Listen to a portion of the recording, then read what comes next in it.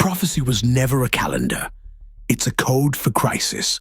It speaks in beasts and cities, trumpets and seals, not to entertain the scared, but to wake the sleeping. In August 2025, the images feel close enough to breathe on the glass.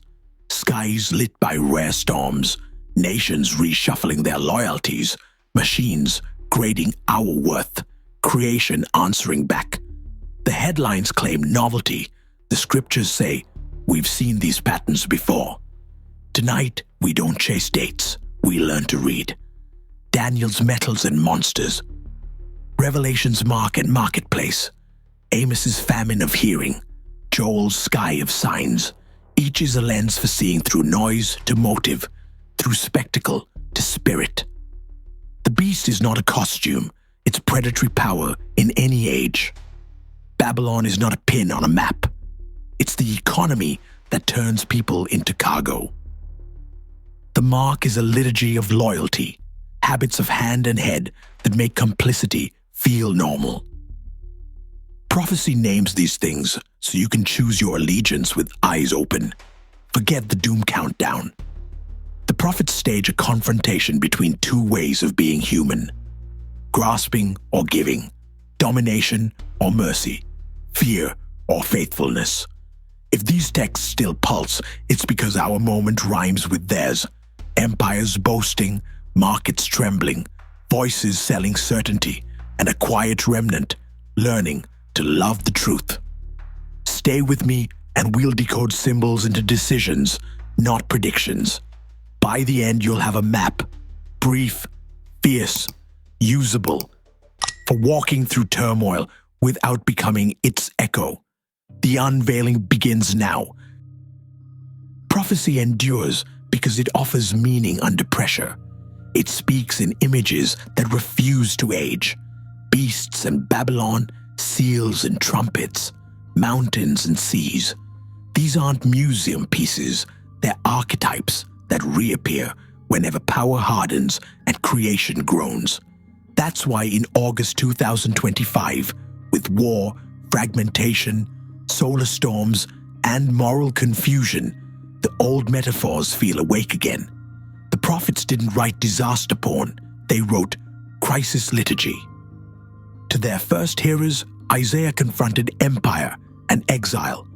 John's revelation armed small communities under Rome with second sight. Fulfillment for them ran in layers: near-term reassurance, historic echoes, and future resonance. Read that way. Beasts are predatory systems. Babylon is exploitative economy. Numbers are keys, not ciphers. 7 for completeness, 12 for belonging, 40 for testing. The question shifts from when will it end to where do these patterns live now? Modern lenses. Prophecy through a 21st century filter. 7 case files. Case file A. Daniel 2 and 7. Metals and beasts, or the fragile collage of empires. Text: a statue of empires. Gold to iron, ending in feet of iron mixed with clay.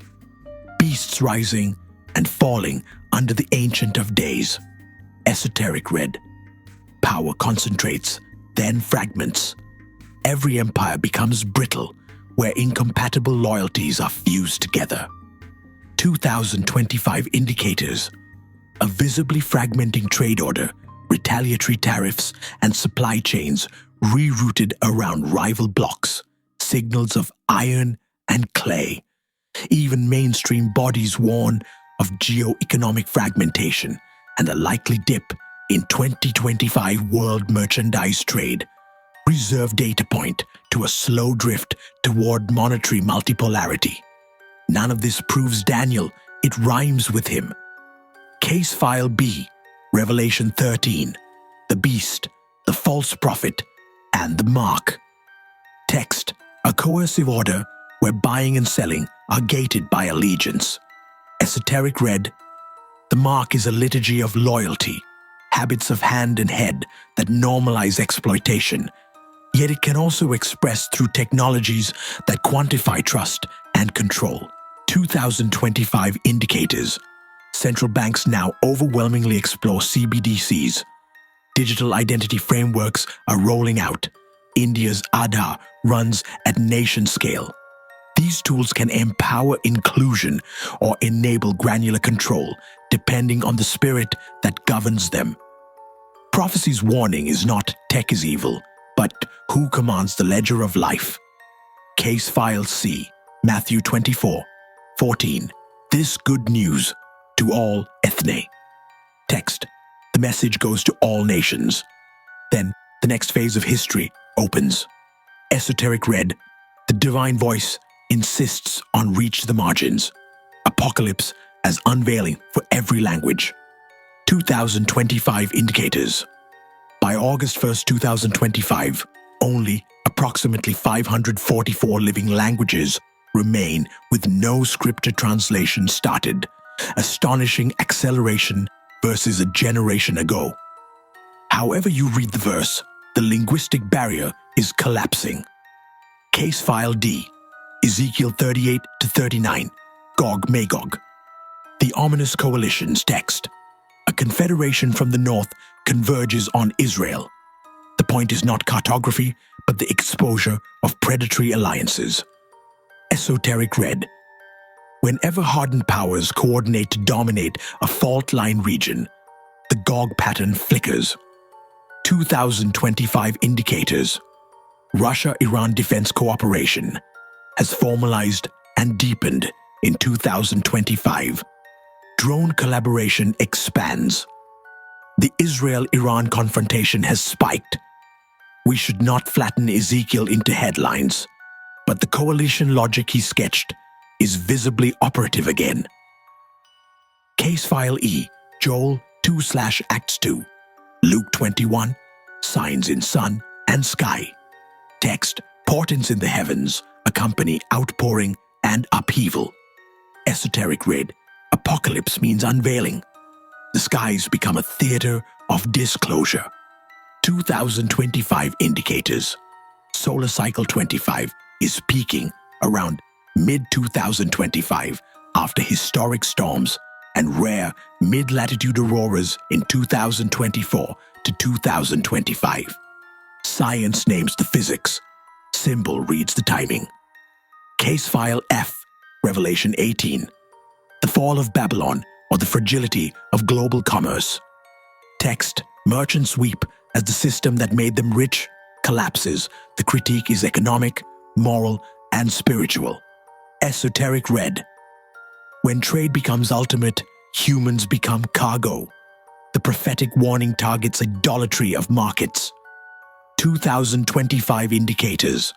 Forecasts for flat to negative trade growth amid tariff wars, reshoring, and policy uncertainty fit Revelation's diagnosis of fragile overconnectivity. One shock and the web trembles. Case File G, Amos 8:11, a famine of hearing. Text, not a famine of bread, but of hearing. Esoteric read, the ear starves before the stomach does, when noise overwhelms wisdom.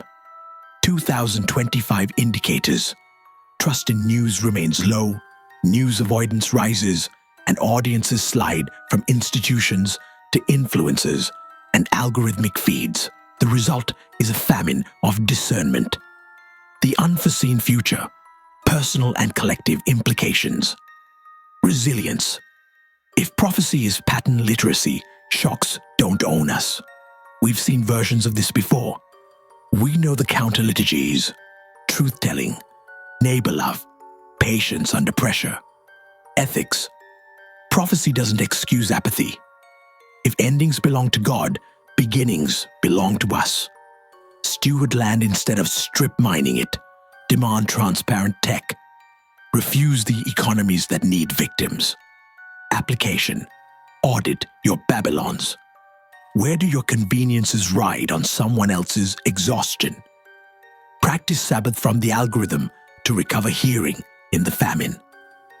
In a fragmenting world, build micro-commons, local webs of trust that can carry weight when systems shake.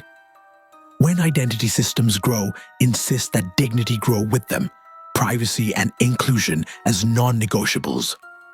Stanford HAI your journey, your understanding. Triangulate every reading. Text, what it meant then. Context, what it exposes now. Fruit, what it grows in you. Translate beasts into behaviors. Babylon into blueprints. The mark into habits. Test interpretations by their harvest. Do they birth courage, mercy, and clarity? Keep those. The rest, discard. Ancient prophecy wasn't written to make you certain, it was written to make you awake. If there is an unveiling for August 2025, it is this. History is still open, and your next small act of faithfulness is already shaping its edge.